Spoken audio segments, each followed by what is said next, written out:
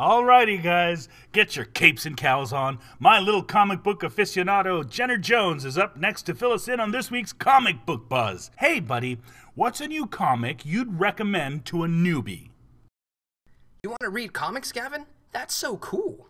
Who said anything about reading? I just want to look at the pictures and Wonder Woman's assets. Poor illiterate Gavin.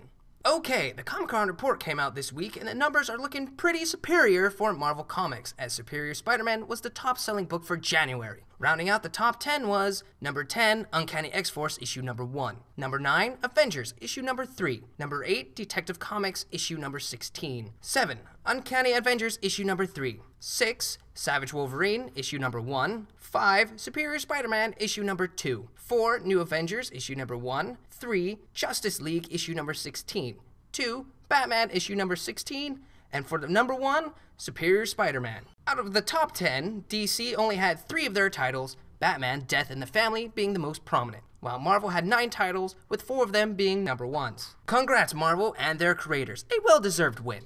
Now, the comic book world has been in a state of chaos, as DC announced the hiring of Orson Scott Card of Sci-Fi's Ender Games, who will be writing the Adventures of Superman series. Why, you ask? Well, Card is a very vocal member for the anti-gay National Organization of Marriage. DC readers are outraged that DC would hire someone who has such vocal views to write for a character who's supposed to be all about equality and justice for all. DC responded to the backlash by stating that they don't hire anyone based on their personal beliefs, because they are just that, personal. DC also goes on to say that Card's views are not those of DC Comics. This escalated to retailers and readers boycotting Adventures of Superman.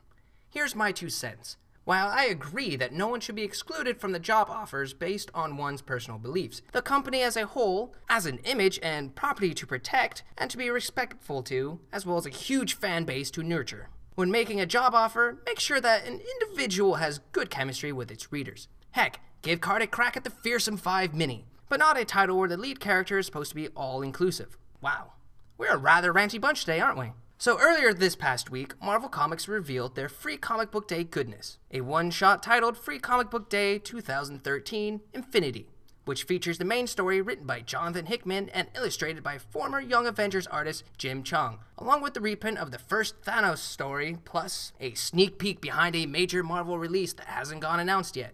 The cover features Thanos peeping through a broken image of some of Marvel U's heroes. This major Marvel release is said to happen in August. Let the speculation begin. Mine is quite simple. A Marvel U reboot. And don't send me hate mail. The bottom line is, with a name like Infinity, clearly means the continuity is going to hit the proverbial gauntlet. You heard it here first.